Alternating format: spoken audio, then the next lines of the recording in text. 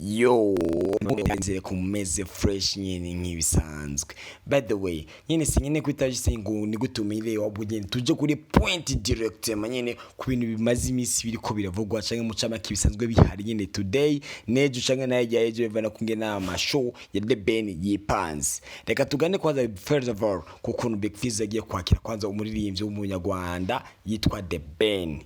The Ben ubwiwe ku giti ciwe yivugiye ati ni abarundi nibo bantu batumye The Ben aba The Ben, ariko today babantu nyene batumye The Ben aba The Ben nibo bagiye kumwakirana amashugwe menshi cyane, ku ngoma nyinshi cyane, ku bintu bipanze neza cyane. Sasa je ivyo bintu bikanambabaza bikongera kandi bikanantsitaza bimwe by'ugwego ruri hejuru. Reka ndabibutse ikintu kimwe, BigFIZZO agenda gukora indirimbiraho wonya ivuga ati ngo nenda kawambie sorry ngo kamvizo bari moja mbili tatu ine tano sita. Before ko akora iyo ndirimbo je nigeze kuvuga ati BigFIZZO niwe musani wa mbere wa kabiri wa gatatu wa kane wa gatanu gushika kuri 10 gusa acaranenguha acavuga ati wewe yace yita gushika ku 8. Ndavuga ati ntagaso yagerageje, ariko rero ibintu byabaye kuri kino gihe agenda kwakira The Ben byari ibintu byari biteye agahinda bimwe by'ugwego ruri hejuru guys, kubyo nashobora kubibasobanurira. Ibaze The Ben ubwiwe Landry promoter mu budget ngo mbega ni kubera iki wahisemo yuko Ingo Band aba ariyo yo kubera ni kuki wahisemo Ingo Band aba aribo bazokuvugiriza.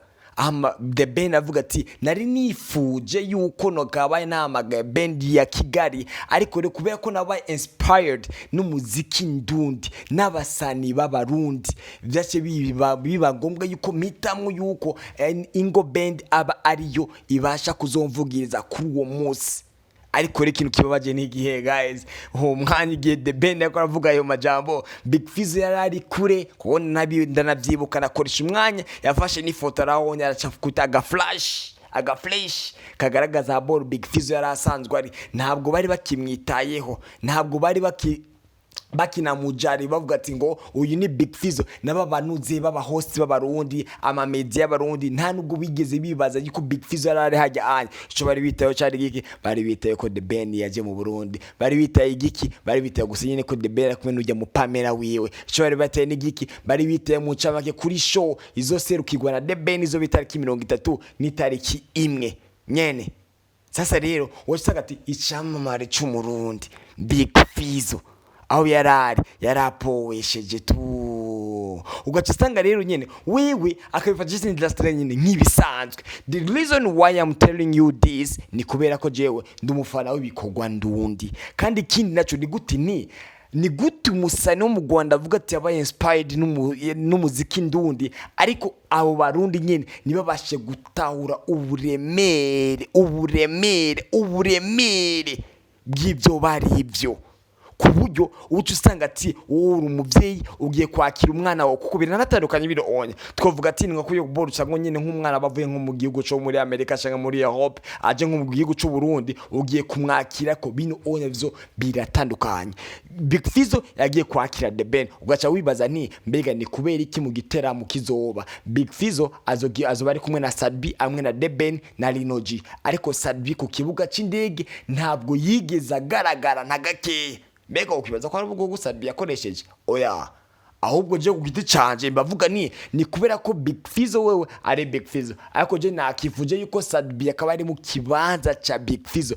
Do you know why? Kuko uje mu Sadbi wacu arazi ibyo wabasanzwe arimwo, kurumva wowe ntabwo abafatirana. Sasa no BigFIZZO wacu ko basanzwe azi neza yuko azi kwishura, yifata nka umengo azi kwishura ama media nyene, ibintu nk'ivyo nyene biba bitandukanye, biba binatahurutse cyane gutahura byihuse. Naje tubona muri press conference yani yabaye ni press conference yabaye tariki 29 I mean ejo hahise BigFIZZO bara mu budget ni gute wagiye kwakira umuririmbyi yavuze yuko yabaye inspired just because of you. Na wacagana ngabo baravuga ati impamvu nagiye kumwakira rega nibone ngo niko bisanzwe bimeze ngo numwigisha ashobora kwigisha umunyeshure, uwo munyeshure agaca hinduka mu president.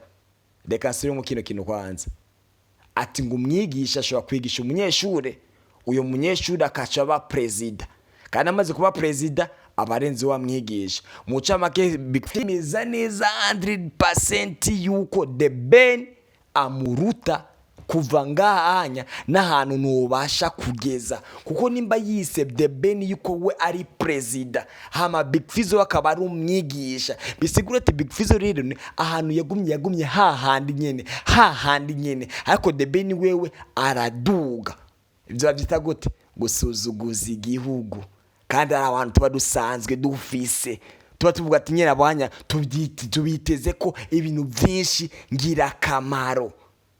Ubwo onya nakabe nabwise ubuhimbiri, reka ninye yuko ntari bukango yuko ndi bufungwe yise ngene bakanze koresha umwanya. Ariko the truth is nimbuzi nyere wita ngo uri legend, ni gute wogenda guserukira ahantu hama then ugoce ufata ukiyita ati uvuga ati ngo jewe naserukisajya ahantu kubera ko nyine uyu musani no arabizi kandi aba inspired akanavyiratira cyane avuga ati ngo jewe naba uyu musani The Ben yabaye umusani because of me, ngo n'umufana wanje. Ico uca wibaza naba bafana usanga bafise n'indirimbo ziyandi zitaragera kure, ariko ugaca usanga yani bahuye n'abafana babo barabagarako. Ariko dore BigFIZZO ubwo mugiye ko ari umutima mwiza, eka ntabwo ari umutima mwiza pe. Ibaze umuntu agende kwakira umufana, umuntu yahoze ari umufana wiwe, ngo kisa nini, ngo baje gukora igiteramo. Guys, listen up. Let me tell you the truth. The truth is ni kuba kubona abantu babajishise gusa nyene gusarura amafaranga batigeze babiba nga mu gihugu cyacu cyo Burundi. Reka ndakwera ikintu kimwe. Rwanda promoter akoresheje ikiganiro, BigFIZZO akoresha na The Ben, akoresha na BigFIZZO. Hama Rwanda promoter abaza Sadbi bazi kibazo kimwe The Ben. Hama The Ben yabaje ati bazi kibazo kimwe The Ben, amasari basharavuga ati ngo mbe The Ben wazanye Pamela, baca baratwenga nyina cyaravuga ati ngo Pamela ntabwo twaze ntanye. Landry promoter cyarabaza ati kandi The Ben ngo bazi kibazo Sadbi, ucova Sadbi The Ben abaje Sadbi ati ngo mbe Sadbi wazanye, acarahora Sadbi acaravuga very nice. Ukurumva izo directement byose bigaragaza neza yuko bano basani ntabwo bigira bakurikirana ibintu by'abarundi na gato, ahubwo yani they just pretend nkaho mengo they care ivyerekeye abarundi, ariko siko biba bisanzwe biri kurumva, kuko baba badashaka kugaragara nkaho mengo ntabwo baba bakurikirana ibiro by'abarundi. Na that's why meze nk'usubi inyuma gatoya igihe Landry promoter yabaza ati ngo muririmbira Linoji, The Ben acavuga ati ngo Linoji ntabwo nari ndamuzi, ngo namumenyeshejwe n'iki giteramo kurumva. Kandi biva no kungene ico giteramo ukuntu Linoji asanzwe ariko aranakora neza, wacuza ngaho aborukani kamenyo ngo umusani yavuye mu gihugu cyo Rwanda ngo aje kuvuza indirimbo ziwe ngaho boro mu Burundi ngo ama live. Si cyo cyonyene aho nyene kugira ngo uzobashe guhura nako barabyandika neza ati ngo 10 million imiliyoni 10 just to meet with The Ben, guhura na The Ben.